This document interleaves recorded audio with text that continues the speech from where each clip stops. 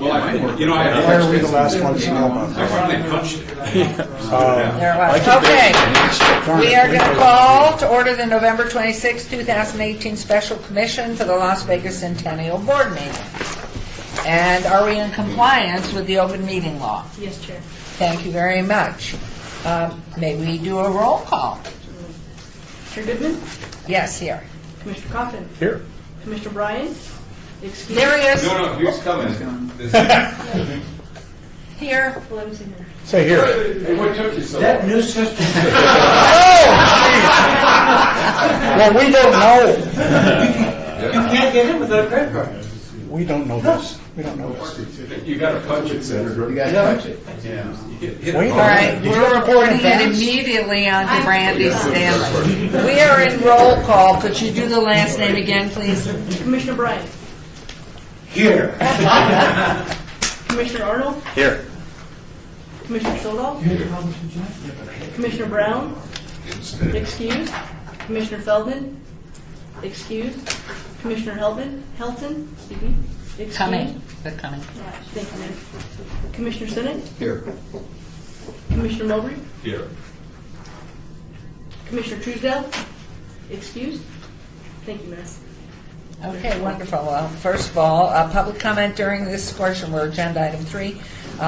This portion of the agenda must be limited to matters on the agenda for action. If you wish to be heard, please give your name for the record. The amount of discussion as well as the amount of time any single speaker is allowed may be limited. So for anybody who wants to address the Centennial, please just come right up because that's where the speakers are and say your name for the record. And then to wish everybody, I hope everybody had a nice, fattening, wonderful Thanksgiving dinner somewhere. Can we sit down if you like? Yes, please sit. For the record, my name is Jeff Alpert, A-L-P-E-R-T. I'm from North Las Vegas. I've been in this room before for the commission meeting on history. I'm here right now to talk about item number 6, filming of a documentary. Just so the members of the committee know, I have been dubbed the unofficial historian of North Las Vegas. I am writing a book after 3 years of research. It's going to be on the entire history of Kyle Ranch. It's going to be on Vegas Verde from 1918 up to incorporation of North Las Vegas in 1946. And then the third part, I'm going to do a chapter on every single mayor of North Las Vegas, their history, and what happened during their administration. And I'm hoping it'll come out by the end of this quarter. The prison records too, I assume. All of that, recall, resignations. That was transfers, member Coffin documents. making Oh, I'm that sorry. comment. I'm sorry.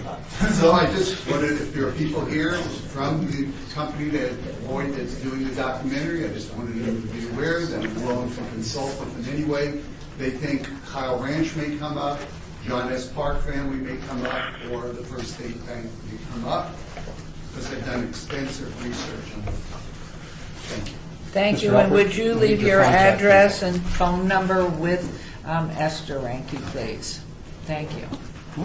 And is there anything in our charter or anything anybody remembers about how pervasive or embracing the Centennial is of North Las Vegas, Henderson, Boulder City, Mesquite, Laughlin, for inclusion in historical preservation? Limited. I think it's more city with a capital C. Stole off with the record. Thank you. I think it's city with a capital C of Las Vegas.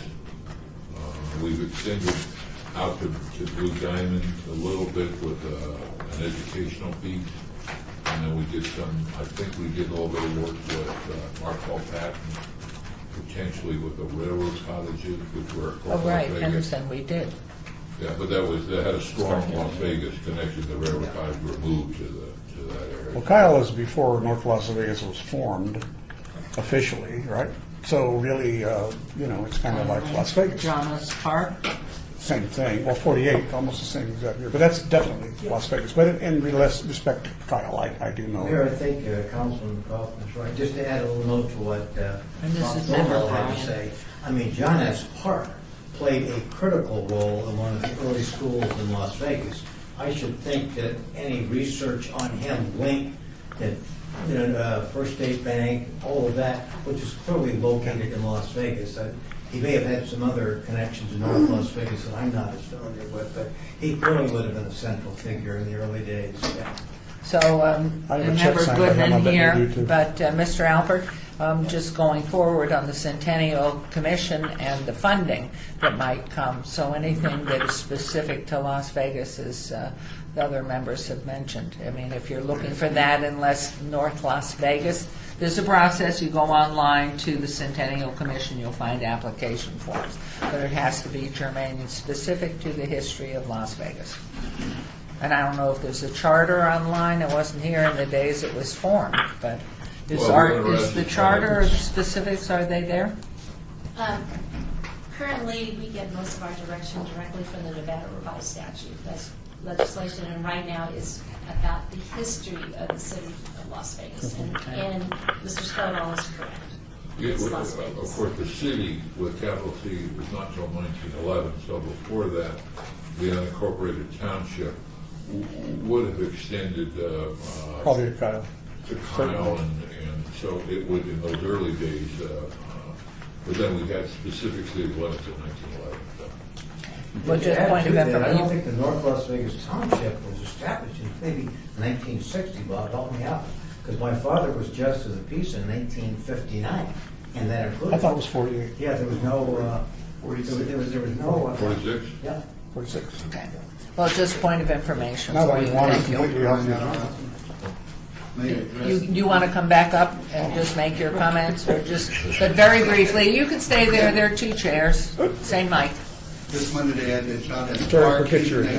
1905, he was instrumental in the auction, 1905 with the railroad, bankers, cashier, worked his way up to chairman, and he and his son William, businesses downtown.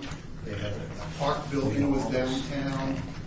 William S. Park was instrumental in the school district and church and Sonics and the First State Bank. They were both tied into the First State Bank. No, I think we have the information, but the main thing is if in They're fact tied you're, in from yeah, 1905 to 1920s with a Thank you. documentary.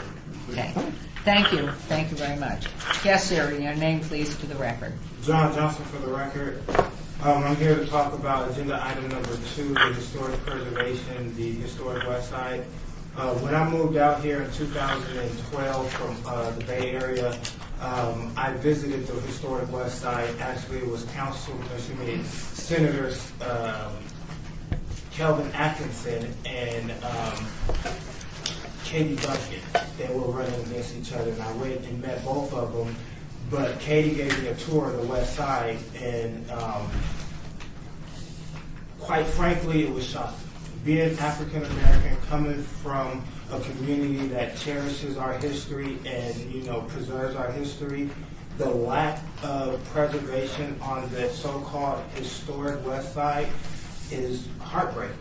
If you go over there and you look at it, you see vacant lots, you see abandoned buildings, you see burnt down buildings.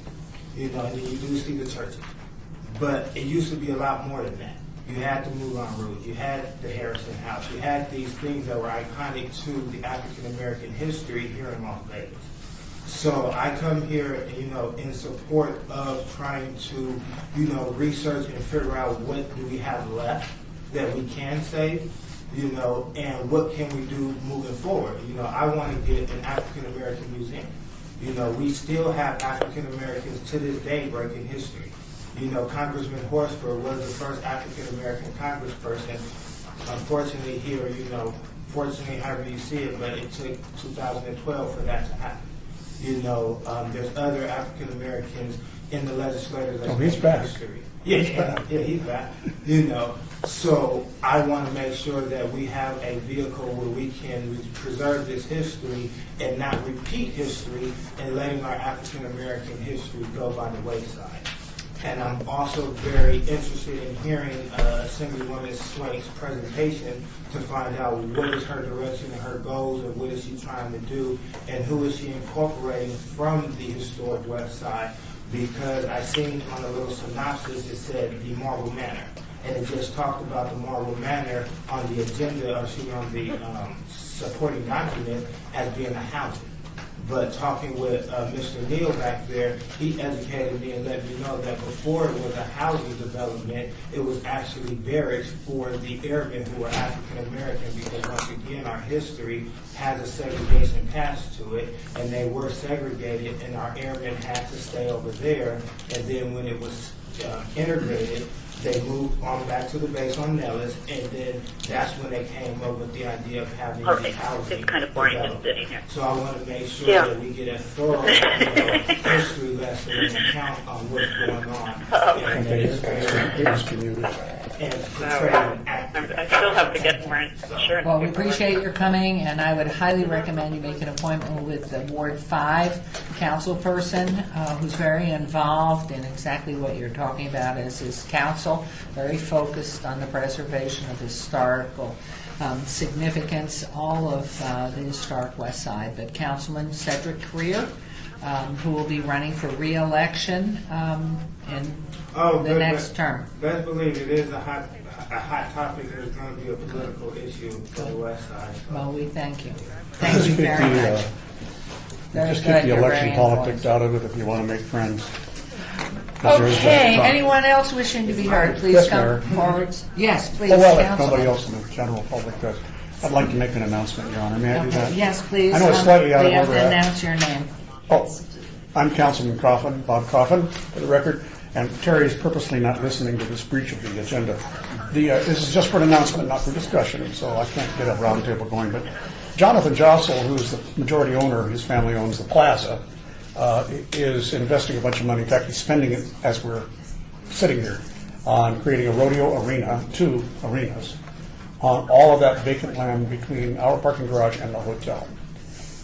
He has come to the rescue of an awful lot of old tradition here right now. And so they're making a proposal to us, and we haven't seen details any more than you, except they'd like a little help. But on the other hand, we want to see what they can produce. So they're going to start preparing for us a package that we can then see, look at over these days and holidays, and hopefully consider January 23rd. So I know it's out of order, but Terry is looking the other way, and so just something to know. In fact, if you want to, it's an announcement. If you want to look outside north of the building, just at the plaza property, you would not believe what's going on over there. They got so much dirt and corrals already built. They're going to have a rodeo next week. During the NFR, they're going to have a little rodeo. So, without our participation, we don't have to pay for that. So that's just a point of information of what's Yeah, coming. yeah, we'll fill you in with all kinds of stuff as we get it. We can decide. Okay, anyone else? I'll close public hearing. We'll move on to agenda item 4 for possible action to approve the final minutes by reference to the regular meetings of July 30th, 2018, and October 22nd, 2018. May I have a motion to approve the minutes? Move to approve. Second. Oh, right, I have to forget that. All in favor, please signify by aye. Aye. Anybody opposed? So that motion carries. Agenda item 5. This is tabled discussion for possible action regarding a grant requested by Heidi Swank, Nevada Preservation Foundation, in the amount of $44,700 for a revolving fund program. Welcome back. No, it's afternoon. Good afternoon. I'm going to send them to our office about the parking problem. Yeah, please. Clicker there. It will work, you know, maybe it'll be better. Okay, we'll solve it. All right, thank you. My name is Heidi Swank. I'm the Executive Director of the Nevada Preservation Foundation.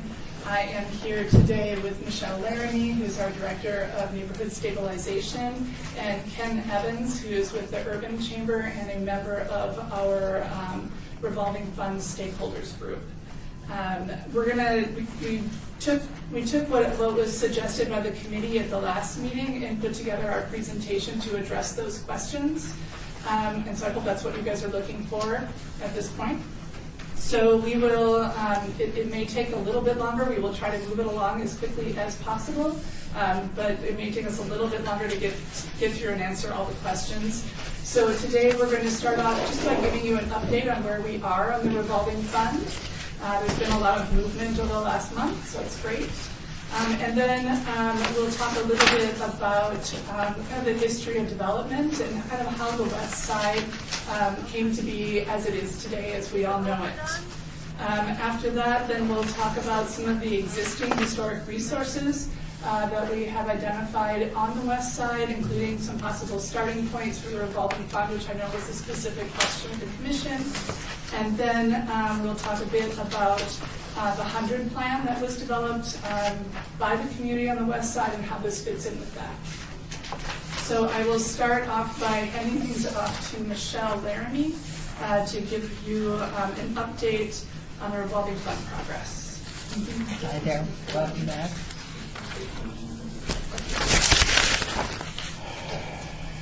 Okay, so as Heidi said, I'm just going to give you a quick update on kind of what we're applying for and what's happened in the last month. So just as a reminder, we haven't changed our application or the basic ask that we're making. And we're applying for funding to help us complete the first phase of the revolving fund, which is the planning phase. And the two major pieces of that are the feasibility study and the business plan.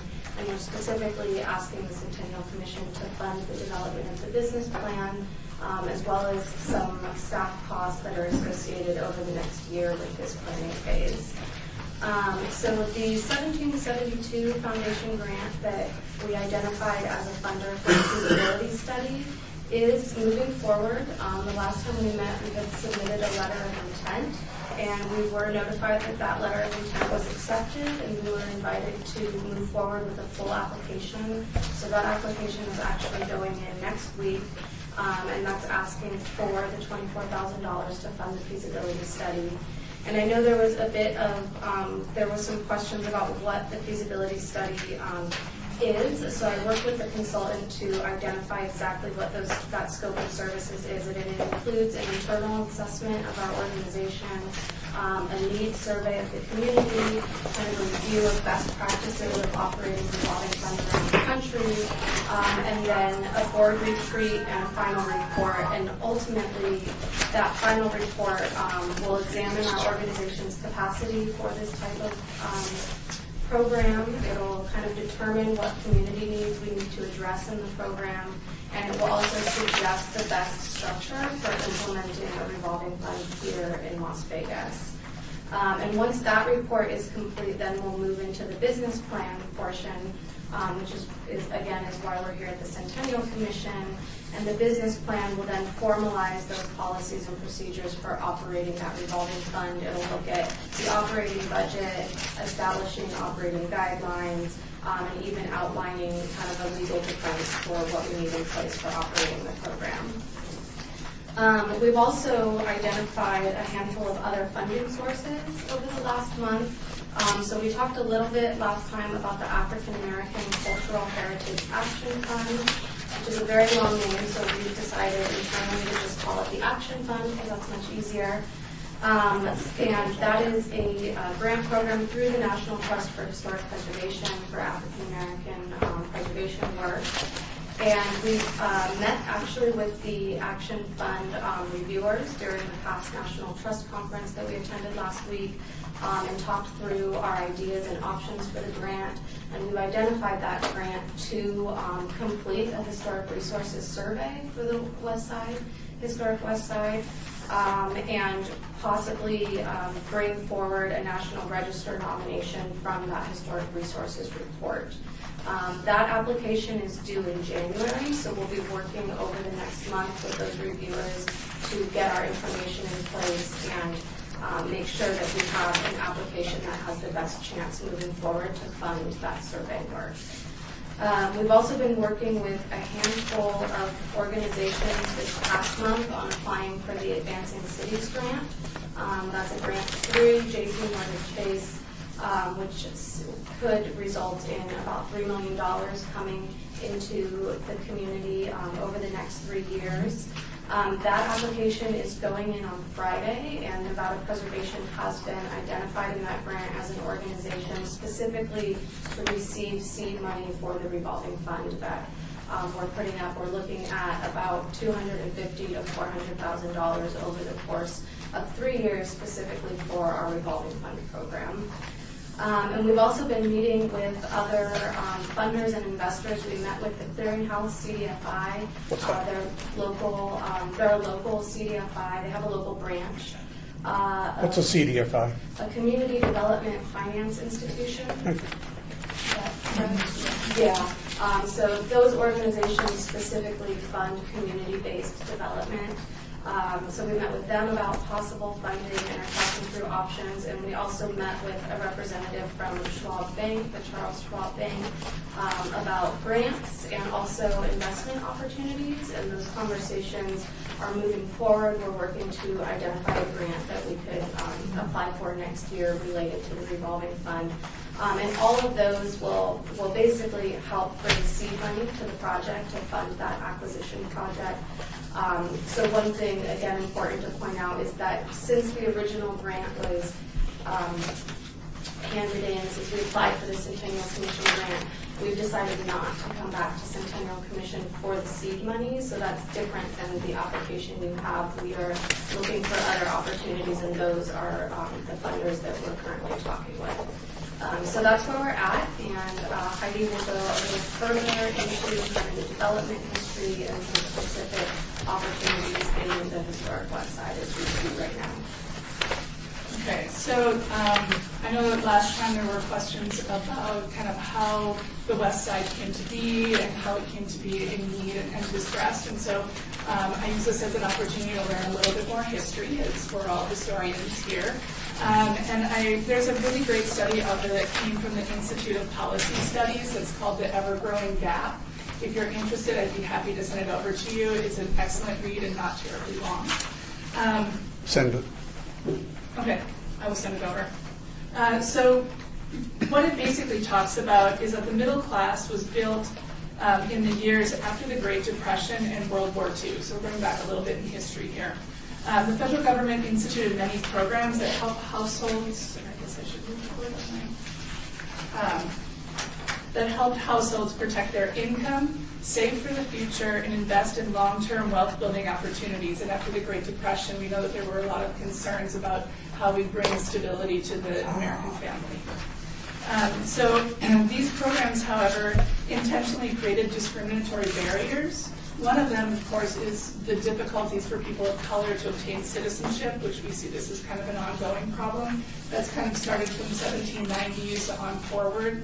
But other programs that have been put in place by the government that have disproportionately benefited white families over families of color include the Social Security Act of 1935. So this excluded farm workers and domestic workers, which in the 1930s were predominantly households of color. So those jobs were not allowed to put money into Social Security for their later years. In 1938, Excuse me 1 second, please. In your mind, Councilman. thinking about this, it's also has my thoughts gearing toward the historic west side. The tribal interests over there, they're really, they're very similar. And you bring this up because people of color, that included Native Americans and included my grandmother, who was of Mexican ancestry but born in San Diego County, in the 1880s, could not get medical care under Social Security. So a wealthy man, she worked for 47 years and raised the children. He had to contribute some bunch of bucks to Social Security for her to be covered for her cancer in 1970. Right. That's how far back that goes. It's been for quite some time, right? So then in 1938, there's also the Fair Labor Standards Act that put in place a minimum wage.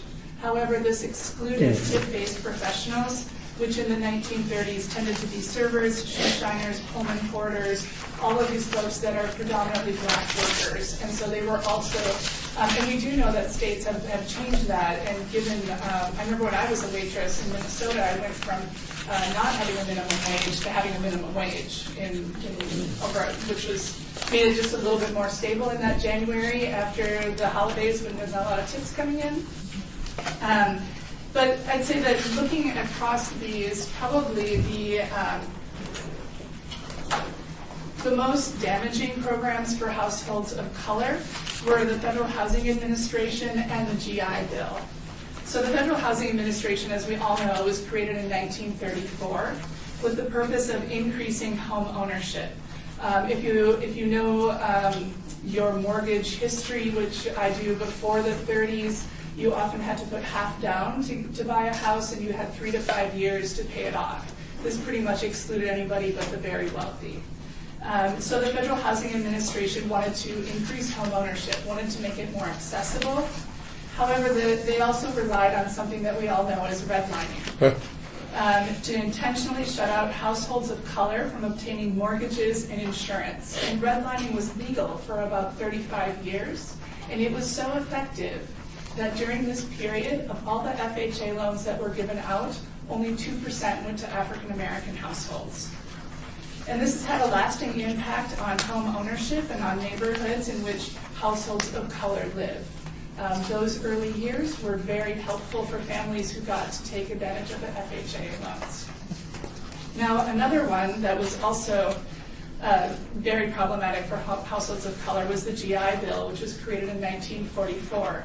And the purpose of the GI Bill was to assist with World War II veterans transition to civilian life. They gave low-cost home mortgages, low-interest business loans, tuition assistance, and support for living expenses to attend college, among other things. And it was a major driver in the creation of the American middle class. And whenever I think of the GI Bill, I always think of Senator John McCain, because he was one of those people that benefited from the GI Bill, and it was the reason he really became almost president. I mean, this was a huge impact on that generation. However, many of these benefits were intentionally held back from veterans of color by the Department of Veterans Affairs. The staff interpreted the GI Bill to be more for white veterans than for veterans of color. So those are some kind of wealth building, previous wealth building policies that have set up people to either be more successful and other groups to be less successful over the years. But there's also current wealth building policies that continue to bolster this differentiation in the accumulation of wealth. So today there are federal tax programs that favor families who benefited from these early programs by skewing tax programs to help the wealthy. And just to paint a big broad brushstroke here, a typical millionaire annually receives $145,000 in public tax benefits, while the typical working family annually receives $174,000. But most interesting, as somebody who's kind of a data geek, is looking at capital gains and mortgage interest deductions. If you look at zip codes that have the highest percentage of capital gains filings and mortgage interest deductions, and we're looking at 2012 here, if you look at those zip codes, within those zip codes, 83% of those populations in those zip codes are white. 3 to 6% are black. So going from this bigger picture of ways in which institutionally it's been very difficult for home ownership for households of color, I just want to bring it down to what was happening on the West Side. So the West Side experienced the same cycle of disinvestment as African Americans nationally. And now most of the information I'm taking from here,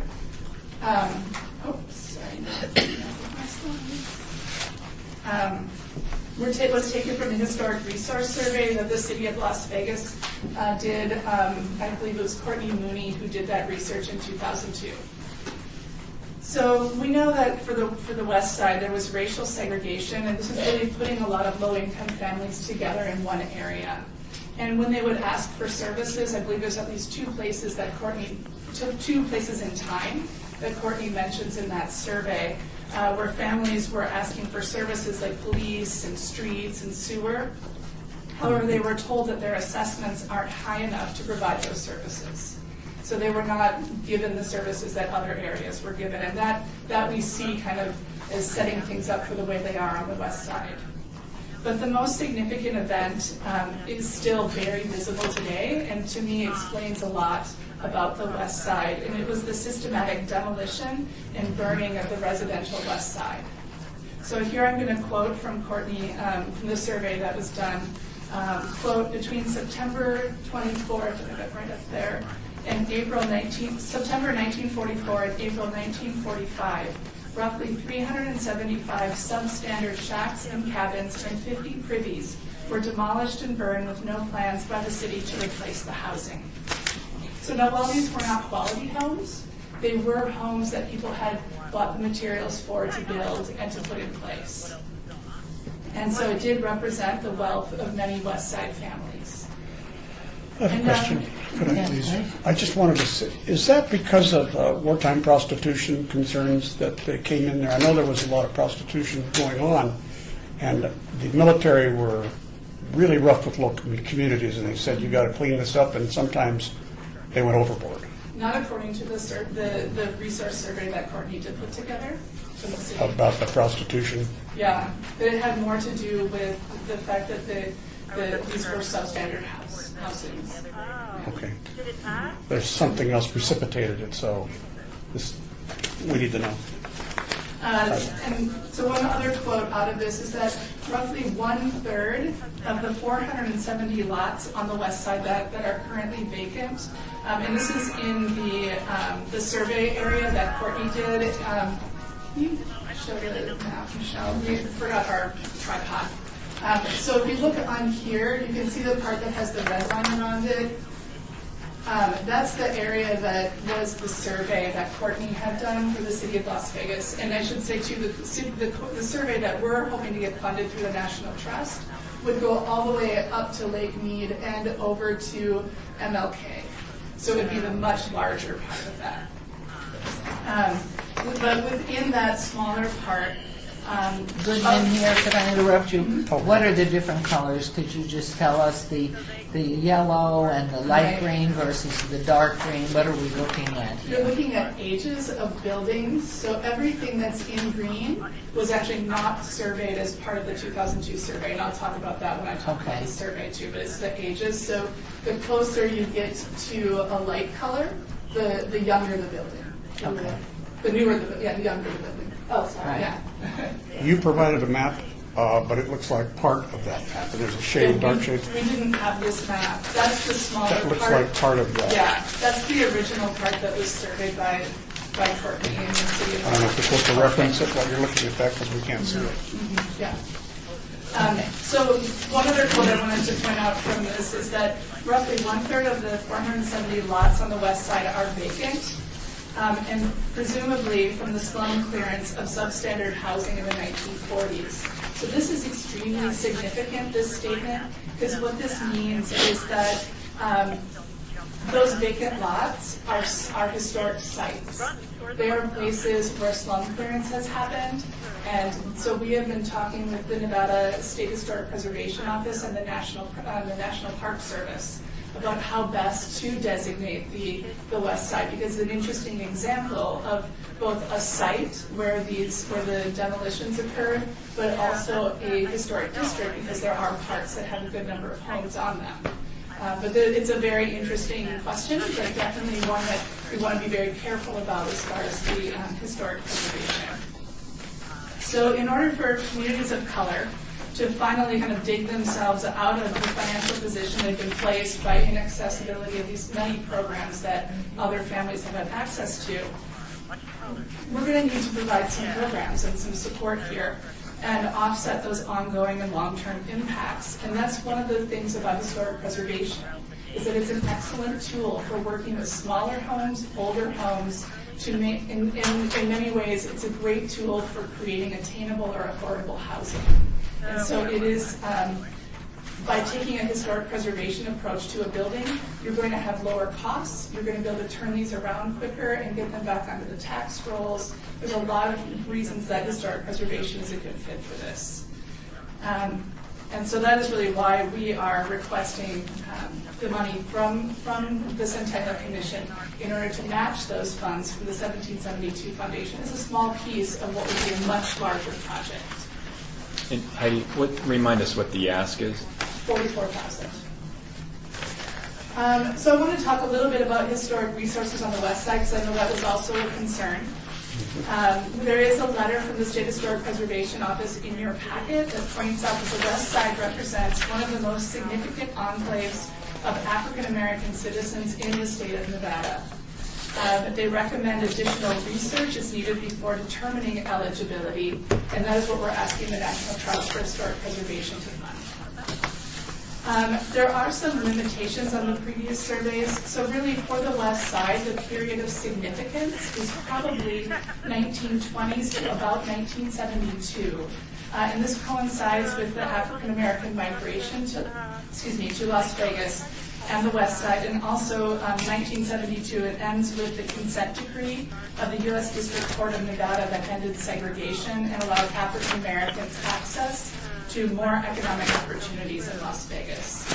So the comprehensive survey that was done, as I pointed out with the map, was for a smaller part, but it also only surveyed properties that were from 1952 or earlier. We are proposing to go up to 1972. And they weren't surveyed. It was a typical, it's a typical practice because they weren't 50 years old yet. And so it would make sense. If it was done in 2002, you go to 1952. That totally makes sense. But now we're so far beyond that. We're at 1968 as the historic year. And it also only looked at criteria C for the National Register. And criterion C has to do with architecture. These in general are not significant architecturally. However, many properties may be eligible under either criteria A or B, which has to do with events or people. But we do have a lot of current resources that still exist on the west side. We have the Pioneer Trail within, and all of that is the McWilliams Town site, the Harrison House, the Christensen House, the Moody House, of course the historic West Side School, and Berkeley Square. There are also a good number of potential resources. There are the many churches, the Jackson Street Strip, and Nucleus Plaza. These were sites of significant civil rights organizations and activism in the 1960s. There are also many individual homes that are most likely eligible that we'll know after the survey. And because many of these private homes served for convening, planning, and organizing during the height of the civil rights movement here in Las Vegas. The 2002 survey did find a handful of individually eligible homes under that survey. Two examples are the Moody House, which is an example of a home that is significant for criteria A. Oh, thank you. I'm getting lost. Okay, sorry. The Moody House on the left, which is significant for its association with events and persons. And then on the right this is eligible under criteria C, which is for architecture. It was built in 1953, and it represents minimal traditional housing types that were popular in the 1940s and 1950s. But we also have on the next slide some specific examples of possible revolving fund properties. The one on the left is 2000 Jefferson Avenue. This was built in 1924, and the home pictured here was found to be individually eligible during the 2002 survey. And it's an ideal property for the revolving fund as it is vacant, and public records show it is a tax delinquent property. If I may, Goodman here, how do we preserve these if they're in tax delinquency from code enforcement or a bank that may own the property going in and leveling it? Mm-hmm. How do these buildings get preserved until we can move forward? So usually, and Michelle, feel free to jump in on this because she works with this more immediately, but usually through a revolving fund, you have an agreement, say, with the county that collects property taxes, right?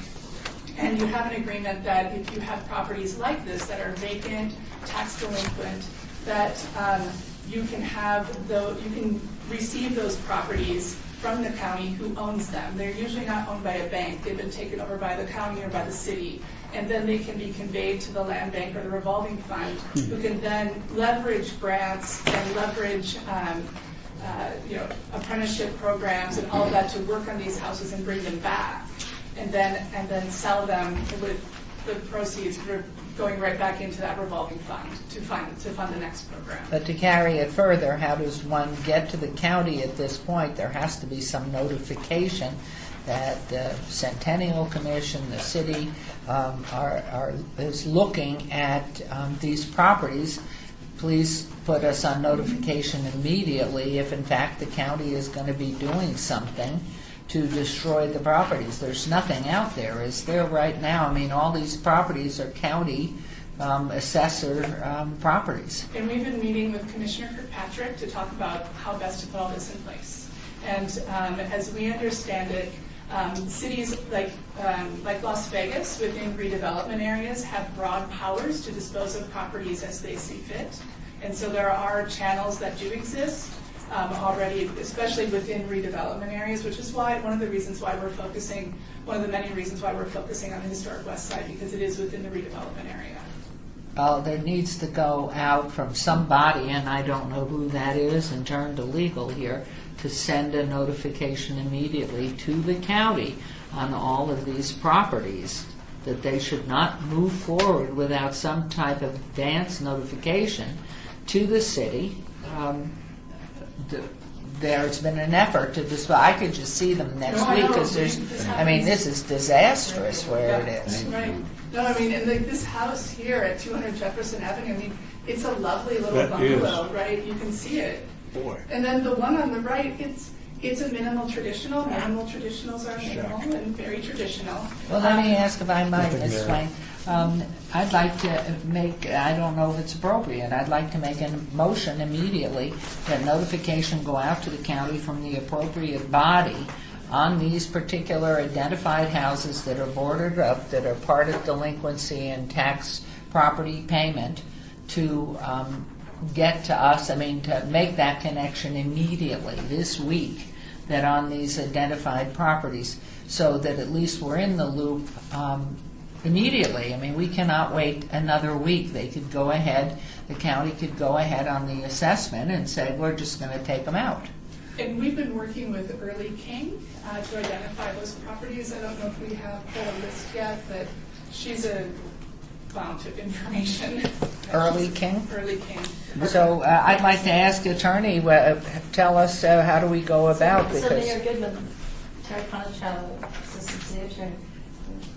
I think Heidi Swain is correct in that we have to be able to identify these properties, and that's going to take some research. Now, I do know of Early King, and she's in Community Services, formerly Neighborhood Services Department, and she specifically worked on developments in homes on the west side, and worked a lot on CDBG grants and funding. So our best bet, more than a motion, would be to immediately go to her and get some guidance from you, so that she would know the correct mechanism, so that we can identify the properties, thereafter notify the county.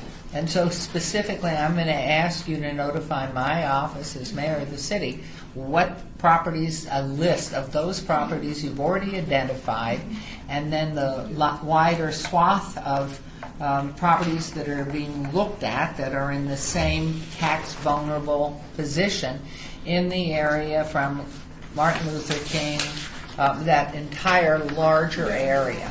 We can work on that. We can get, for sure it'll be easy to pull the ones together from the 2002 survey, but there are other ways that we can kind of pull some together from the larger area too. There are two people in the city government really knowledgeable on what's behind on taxes, and it would be Mary McElhope, and also Vicky Ozuna.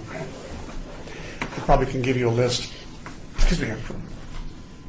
Made a gesture. I think it is kind of at their fingertips, a lot of that. Well, I'm a big one. I thank you, Councilman. I just know that we need to do this immediately. I'd like to get the letter out tomorrow with the permission of this council and then get it to the right source, be it the county clerk, the county, you would tell us, and then get the list of what you've identified, then take that larger geographical area, and that they are to please notify us of any pending movement on these, because we are in the process of doing more than an evaluation, some remediation, etc.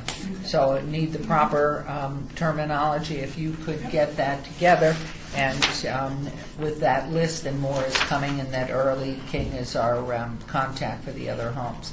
So with your permission, I'm going to ask Ms. Swank to give it to Terry Ponticello, let her look at it for the legalese of all of it, and get it out with the permission of the council. Any problem?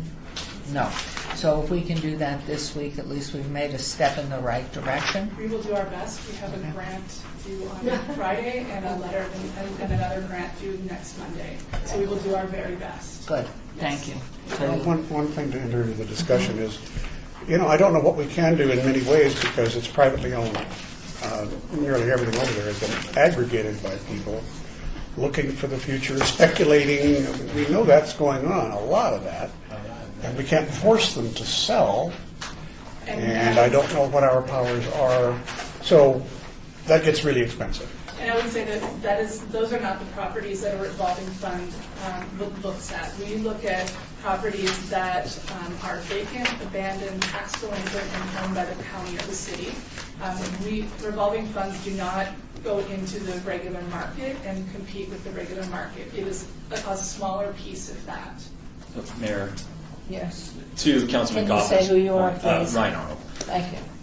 So how does that process work? You identify the property, it gets rehabbed through these funds, and then it goes back to market. Are there restrictions on who actually can buy it? Or is it now suspect to the usual folks that are trying to accumulate?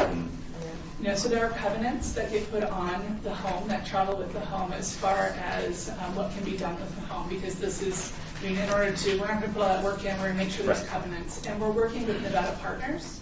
They have a home ownership program, and so they will be helping us with that last step, which is to bring in folks who are looking for that attainable housing. We'll probably price these homes slightly under, but they do have to be owner occupied, and it's not investment owners, and we can put all of those restrictions on these properties to ensure that.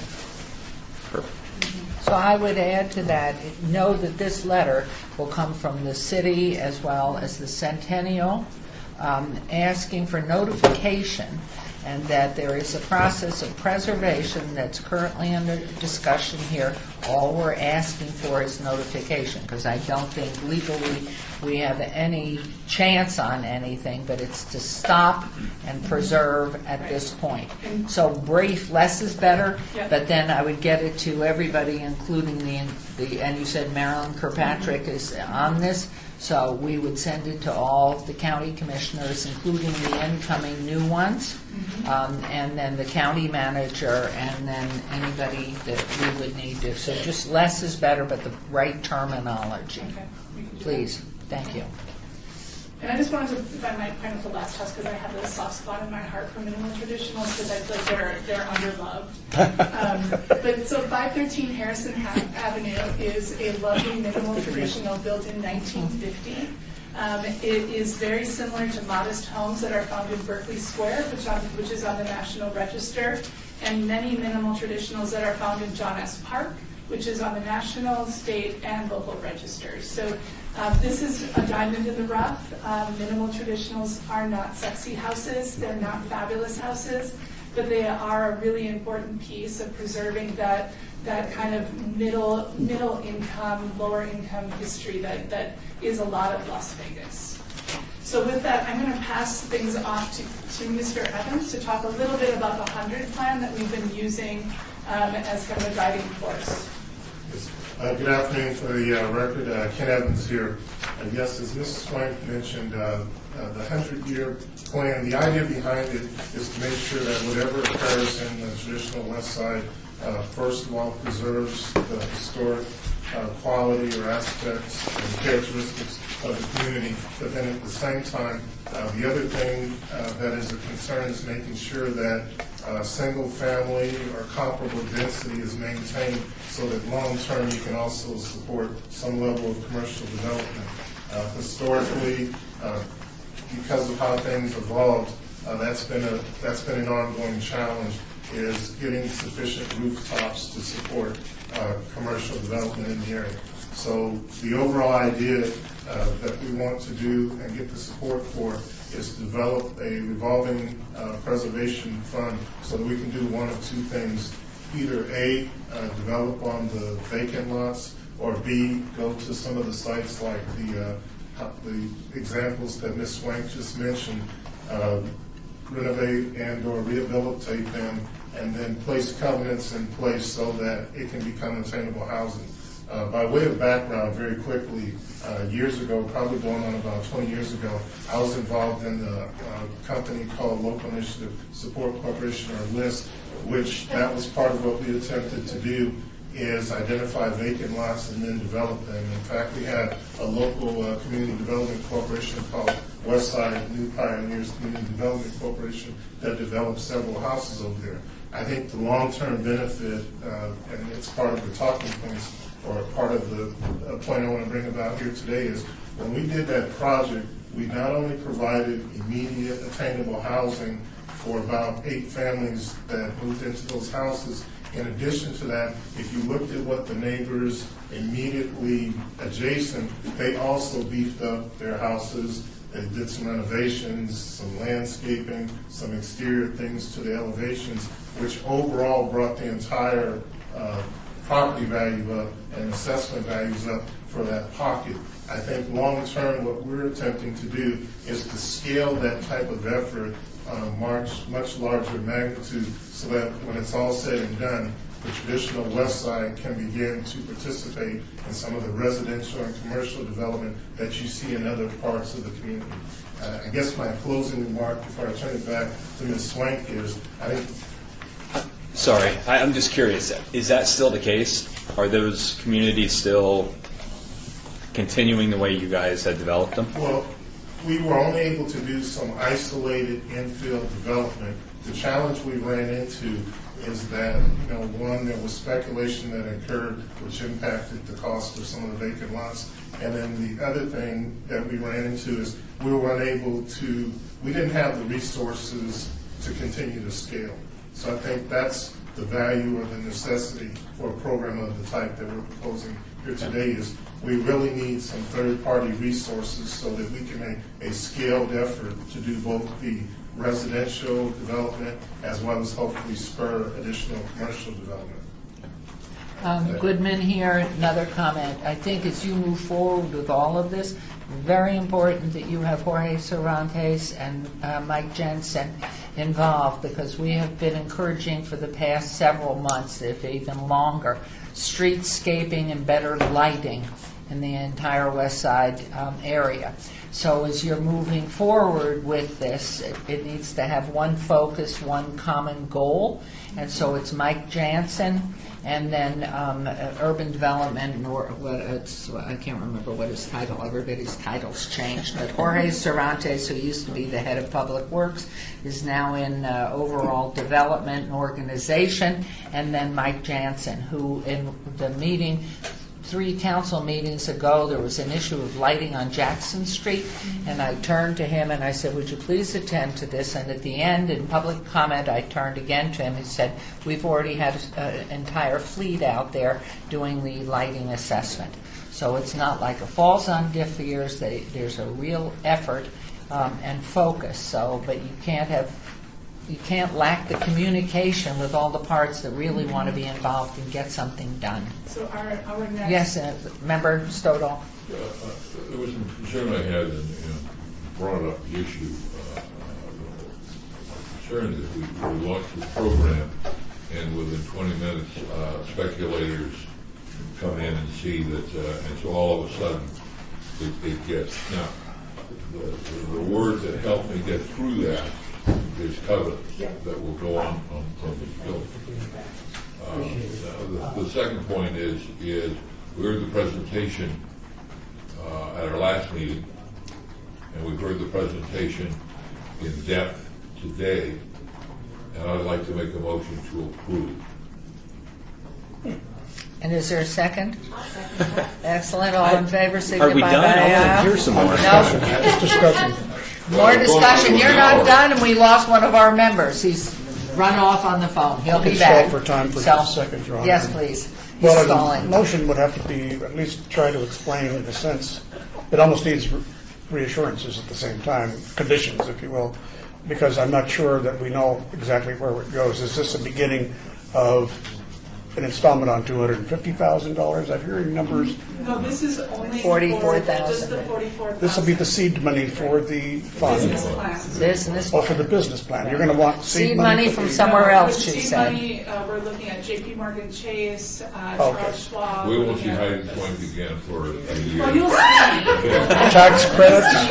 Well, at least 6 months while she's gone. Well, you know, I just want to make sure we understand where we're going. Do we You'll have be a- gone in 2 months, Do we have all a the form time. here without the senator? Yes. Okay, so he lost out. He'll have to add his name in. Any more discussion? Just I wanted to just add one more thing there, and that was to make sure that in this discussion and study, that it is taken into account that Native Americans and brown people, Mexicans, were told to live over there in various periods, and we need to make sure that that is also included, because anybody that wasn't white was just sent over there. I don't know if you have a second, but I would. We did, Ms. Helton. One additional thought is Be careful, because she has to second it. Oh, Go go ahead. ahead. You're in. is the history, the previous 45 years from the time frame that you're focused on. That pre-1940, I mean, there was a significant history in that community before the mid-40s that you're talking about. Are there any homes or structures from that period of time, and/or is this not going to deal with that at all? That 1924 bungalow there on Jefferson. So we are proposing that the period of significance is 1920s through the 1970s, and this is 1924. This bungalow is 1924, and one on the left, 200 Jefferson Avenue. I would suggest that in order to understand kind of the Native American history there and all of that, like that almost needs to be a separate study. And another, I think that usually how you argue a nomination, and we can look into that and see what comes out with the nomination. 24 as opposed to 23? Was it 23? No, the only reason I say 23, that's when the West Side School was built. Oh. Then 23, yeah. And 22, the railroad opened up the big shops, which caused a big inventory And of so people. The period of significance will really emerge with the research. Okay. But this is like a general time. Good answer. Yeah, Did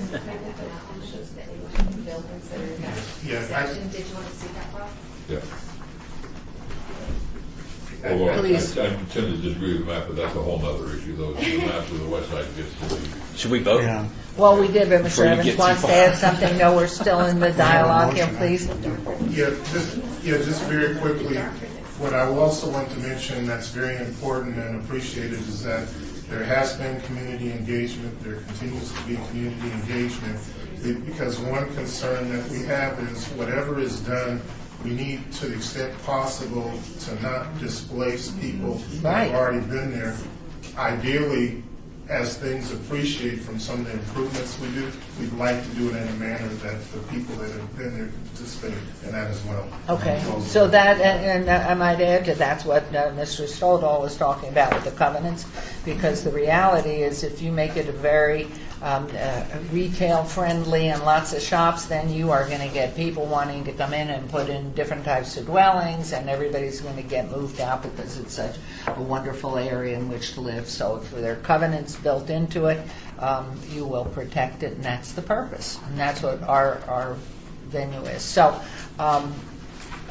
I was just giving him a chance. All right, all in favor, please signify. One other. Oh, yes, one other comment, please. No, I'm just ready to vote. Oh, okay. Okay, all signify by aye. Aye. Anybody opposed? Unanimous. Thank you very much. And I hope you And- like the history lesson. It was But very more fun. importantly, that letter tomorrow, I can see people wanting to go in and bulldoze. So please, all And right, an thank you. update at some point next year, I would assume. So this week, with all the other things on your plate. We need to know bring that. Councilman Creer into this too, real And fast. we've been speaking with Councilman Okay, Creer. all right. Yeah. Okay, yeah, because we had a meeting before and unfortunately wasn't able to make it. All right, agenda item 6, thank you all. And report by Esther Reinecke, Executive Director of the Commission for the Las Vegas Centennial, and discussion of possible action regarding the filming documentary request for a proposal process and award of $200,000 to the Boyd Productions for the production of a historical documentary. Good afternoon. As you all know, Esther Ranke for the record, we went through an RFP process led by Pam Hoffman in our purchasing. We did a competitive process. The working group narrowed it down to 3. We called in 3 people that had responded to the RFP, met with them individually, and then through that process we felt like Boyd Productions should be awarded this contract to do the documentary of our first, do we have everybody leaving? Excuse me. For our first filming documentary. So I know I have to count 1, 2, 3, 4, 5, 6. You can't We're really believe there. I can. So on the phone today is Jennifer Boyd and Catherine Sager. They are with Boyd Productions. They're just going to give you a brief overview of who they are and why they responded to the RFP and what they plan on doing to get us through this documentary. And once we approve them today, this will go on our City Council agenda on December 5, just to ratification for the $200,000, and then they will be turned loose to put the documentary together. A question, Goodman here, was this all vetted by our working committee? Yes. Yes. And our working committee was? Bob and Ziegler Well, there were several people. And we had Mark Rosenberg with KCLB, Terry Panicello, myself, Bob, Commissioner Stodall, Commissioner Helton, Commissioner Richard Bryan was on it, so several of our members were on it. And so, and Nicole Rourke, sorry, sitting in the back. okay, and so that was the committee, and the recommendation is for this group. Correct. To be the selected group. Yes. Okay, so hello on the phone, whoever you are, please say your name for the record. Hello, can you all hear me okay? Yep. Yes.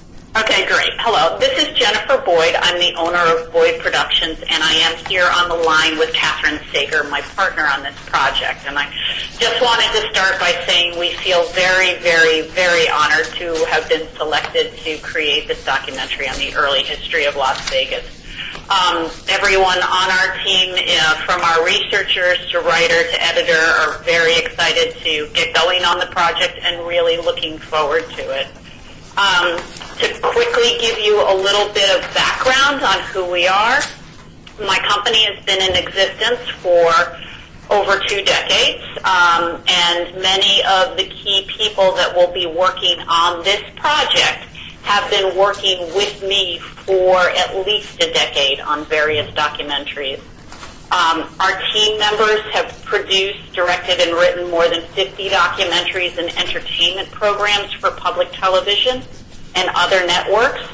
We work on documentaries throughout the world, but our goal has always been to use the medium of film, television, and video production for good. And what that really means to me and the people that work with me is to educate, to inform, and to build pride of place, which is why we are really excited about this project.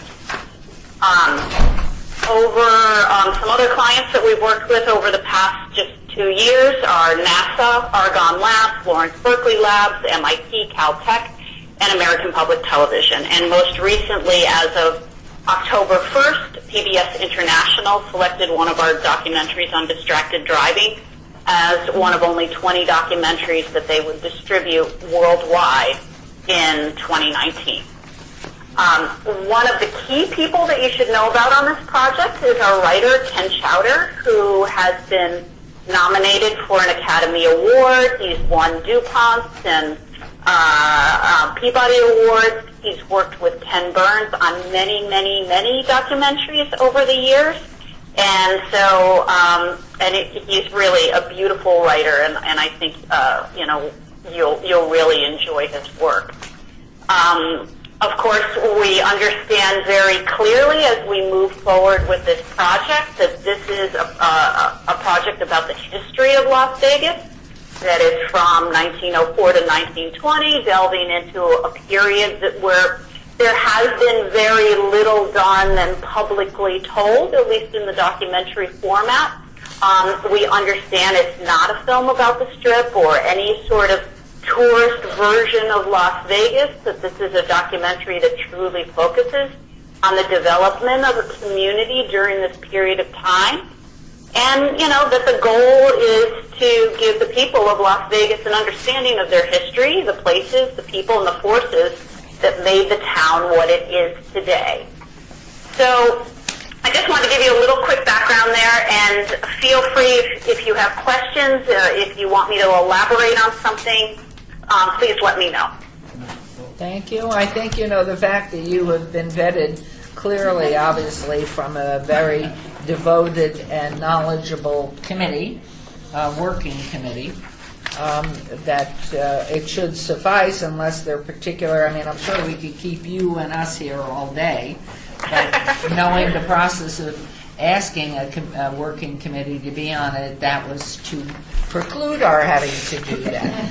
So I don't know if the members of the committee would like to add something, or any member of the commission have any question on this. Well, let's make a motion that we approve with the following statements. This was a detailed process, and there were things that we asked each of them to do. This is not a reenactment of the history. This is those things get dated and they really don't work. This is a true documentary of a period of time in our history, the development of the city starting in 1911. And I keep getting upset with that seal up there, which says we were incorporated into the city in March of 1911. And of course it was June, but that's I'm going to never seat to sit in. This is a top quality, top line documentary company. There were several that were in there. Each had their own pluses. This one seemed across the board. Starting out with the first thing that they would do would be to hire a researcher and begin the process of finding the history. Others were going to just delve right into it, and they wanted to talk about divorce and gambling, and just it wasn't what this is about. It's about the almost to paraphrase, it's about it takes a community to create a city, and the pride of places is what they talk about, and that's what it's about. So that's my motion. I second it. Okay, question. Okay, question, Councilman? Why 1904? I'm assuming you guys had a lot of discussions about start date or who to interview, warnings to the outsiders coming in, that stuff. We typically picked 1904 as a date when there was more than just the ranch. In 1904, the railroad had reached almost the city limits of what is now Las Vegas. There was, in essence, a town where, what you call Vegas Village, where 5 Points, that was a town. They had a butcher, they had a baker. The telegraph reached there in 1904. And of course, there were a dozen saloons that were there as the train came from the north and came from the south and met actually a little bit south. So when they bought, it was 1904 or 3 that they bought Stewart's Water and the land. So 1903 could be. It's that's not like the we have beginning of occurred in December of 1903. We will exclude it. Those are not hard dates. Okay. 20 is because you start getting into 1921 and a whole change occurs in our community when Union Pacific buys the railroad and there's a strike, and so that's a whole another. But 1920 is also a good time. The first real efforts for thinking about a dam, the community gets excited. There were others, and then we had our first airplane lane in 1920, so it just seemed like an appropriate ending point. That was all I. And I'll just jump in here for 1 second. The dates that we're talking about were dates that were in the proposal, but that's not a hard start. We're looking at it as that there would be some very quick backstory, so it's not, you'll get a little bit of an idea of some of the things that led up to that that juncture? Jennifer, I'm sorry, Bob Coffin here. That was Catherine. Councilman. Sorry. Catherine, I'm sorry. I just wanted to say that I'm only brought it up because that was the time that the railroad put the first real skin in the game, 55,000, I think, for 1,700 acres and all the waters. When they did that, we have all the contracts here, by the way, so. Well, Yeah. thank you. Out There is there. a motion and a second. All in favor, please signify by aye. Aye. Any opposed? Motion carries unanimously. UNLV I want to special thank our collections. working committee for the hours and devotion, and we're very excited.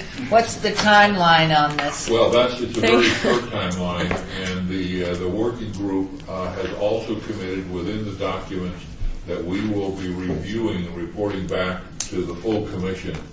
There are timeframes where they have to give us a script and various things. We have committed as a working group that because the time frame is so short, we will respond to whatever they send us within 72 hours. Wow. We'll send all that material, we'll look at it, review it, and send it to Esther, and she'll be the key person. Wonderful. Very exciting. Commissioner, member Coffin. Did you, Member Stoldal, did you warn the people who have won this about all of the historians in Las Vegas who have different... We warned do them think- about Mr. Stodall. Well, there are a lot of people here who have knowledge, but sometimes there are differences of First-hand opinion. knowledge, Bob. They were there. And we go downhill from there. You addressed the question. I've spoken to them, and I think we're going to have a fresh start, a fresh, clean. We may round up the usual suspects because they are knowledgeable in certain specific areas, but not the broad-based. This is a very professional. They know about the railroad collection, not at UNLV. Okay. Yes. Yes. Well, thank you very much. You're Congratulations. very welcome. And you're on a timeline, which I know our wonderful working committee is looking forward to reviewing and Thank you passing so on. much. We Thank you will very be in much. touch. It will go on the agenda. Thank you, and congratulations, Mark. Thank you also for being part of it. We appreciate it. And so at this point, we're going to move on to Agenda Item 7, discussion regarding topics for future agenda items by the Commission. Comments made during this portion of the agenda by individual members may refer solely to proposals for future agenda items, and any discussion shall be limited to whether or not such proposed items are within the purview of the Commission, and/or whether such proposed items shall be placed on the future agenda. No discussion regarding the substance of any such proposed topic shall occur, and no action shall be taken. And therefore, Member Coffin, My remarks opening. that I made, I suppose, were more appropriate at this time, but I wanted to make sure we got everybody. So it was about the possible rebirth of things correctly happening downtown. Great proposal again from the Plaza, Union Plaza, I want to say. From them, they're already investing a ton of money for rodeo grounds right across Main Street from the City Hall, from there all the way to the building. And they're going to have 2 arenas.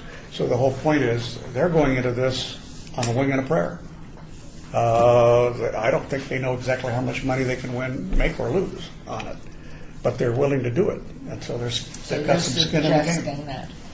That's an item we'd like on a future Yeah, I agenda. want to repeat again what I said earlier, and I hope we put that on the agenda for January 23rd as an item, but so that you don't just come in cold and see stuff on January 23rd. Stuff will come to you as quickly as possible. Any other member? Yes, I'd like to put on the agenda serious motion about a way that members of this and other volunteer boards like the Historic Preservation Commission could get a badge for parking.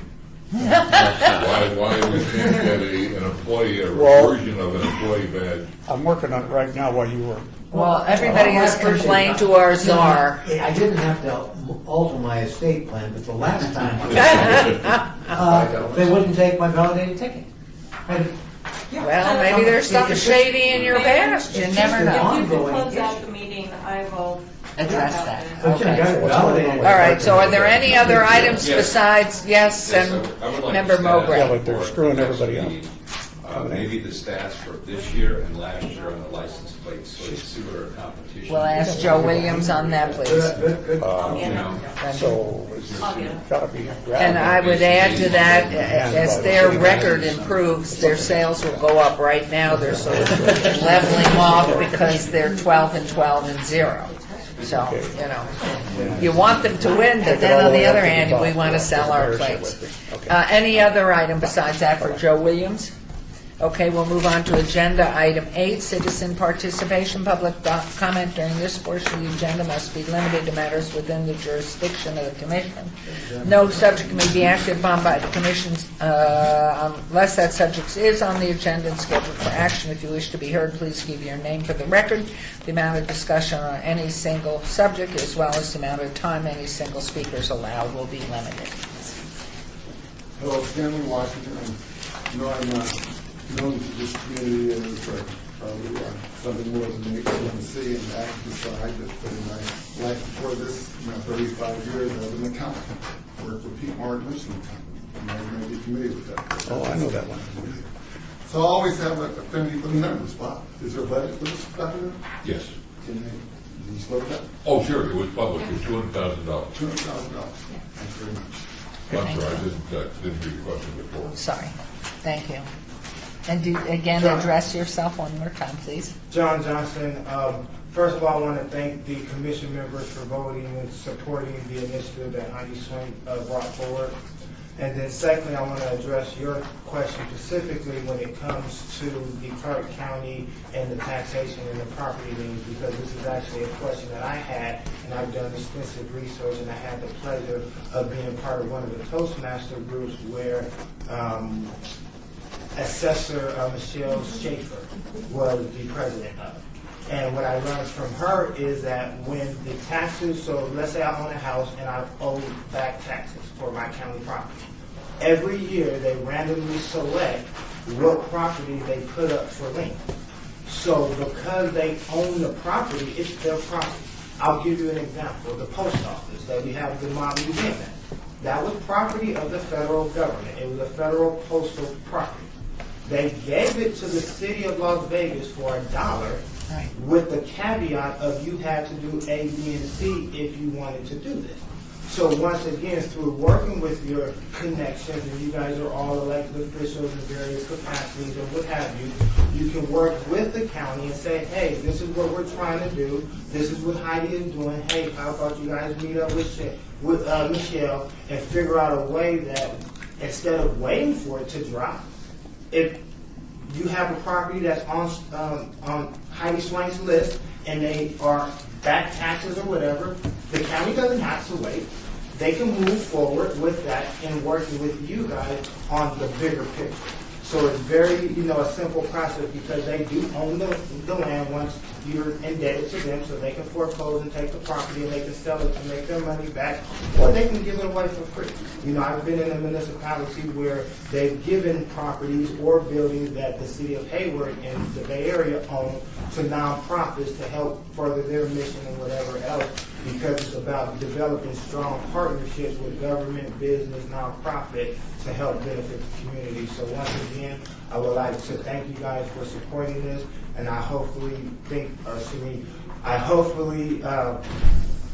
hope to hear back from Heidi in about a year that her program is not only successful, but like with you said, it's not just a 20-minute program, because they do find enough resources to make it ongoing where they're purchasing more houses, selling more houses, and making it more better. So maybe 10 years from now, we can talk about how this commission moved forward to rebuilding the history of the historic West Side. Thank you. Thank you very much.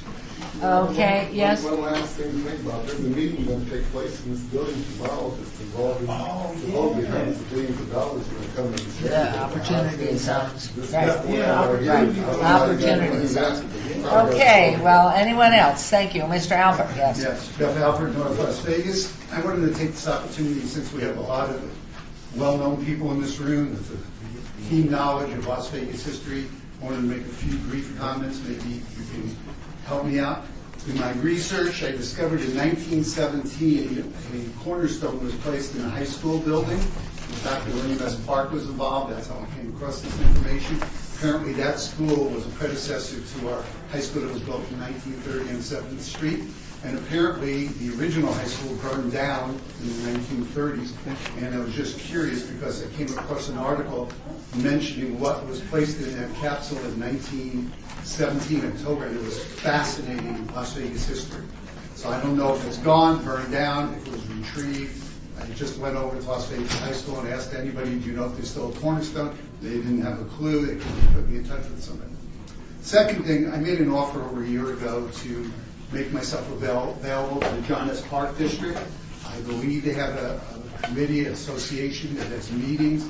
I recently communicated a year ago with David Figler, and I got absolutely nowhere. I just thought the residents there might like to have someone come in and give a talk about who John S. Park and his family was all about. I'm at that stage now where I'm about to start writing my book, so I'm prepared somewhere in the next few months. If anybody has any contact, I would be happy. I live there. I live there in that neighborhood. Okay, maybe you could help them. Yeah. Okay, also, Councilman Coffin might be interested in knowing that in Kyle Ranch throughout the late 20s, all of the 30s, there were rodeos. Almost every weekend there was a rodeo put on by the Allen family, Zelda and Frank Allen, and lots of professional rodeo people, when it was off-season, came over to Kyle Ranch and practiced. And people from all over downtown Las Vegas, the community, came there, and that was their outing for the weekend to watch the Cowboys.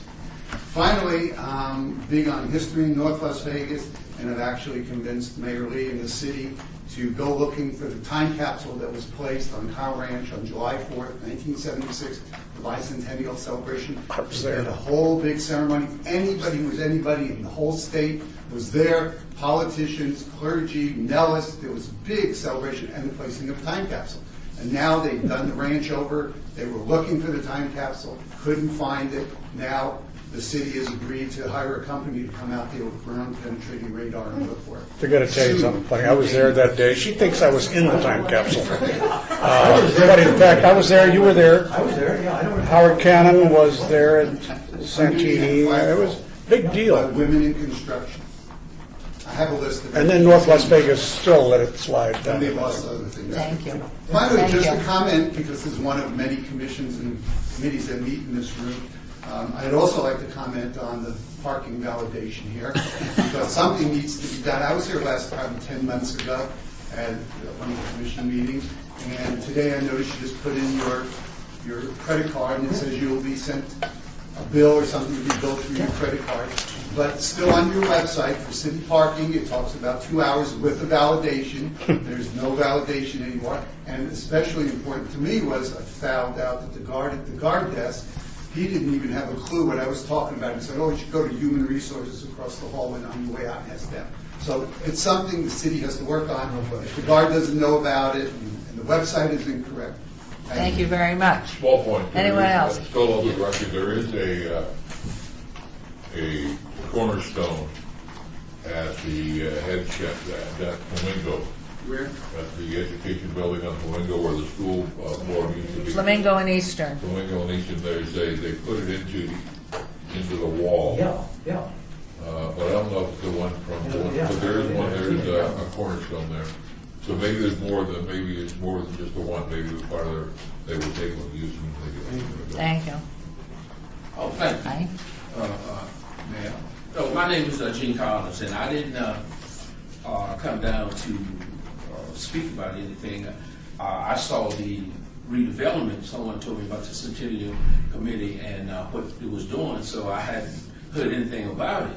And since you talk about economic redevelopment, and you talking about the community that I kind of grew up in and still live in, and everything like this, I just want to know more about it. And I got the information when I went outside, and so now that I will be involved in the historical West Side community and everything like this. But I didn't come down to object. I just came down to seeking information. And I just want to thank you for the work that you've done, and Councilman Crawford there, and I see the governor, the senator over there, and I'm going to tell you a story about the senator. Here it comes. No, I know. We were freshmen together. Oh, no. The senator has a mind like a steel trap. And once he meets you, he never forgets you. It's true. You see? And I kind of picked up that until I started losing it. But he has an excellent trait that he has with him, and it's really a good thing that I picked up. Some of the few things I picked up over the years that kind of remained with me about his tenacity and everything like that. So that's why I came down, but I won't be down tomorrow for that. I have a lot of stories. I think the record Good should to see. reflect that this is former state assemblyman. At least 2 terms, right? Yes. Yeah, let the record reflect that we were addressed by Assemblyman Absolutely. Gene Collins, but you and I were freshmen. I was a freshman in the legislature at 83 with you in the Assembly, and that was your first year as governor. And these laws and things that we're talking about now took place when we all was. That's right, all the good ones. All the Hey, good thank you. And you all keep up the good work. Thank you, Gene. Thank you. All right. ones. Thank you, Gene. Okay, anyone else? This commission meeting is adjourned. Thank you. Except Esther is going to tell us about you fixed the parking. Well,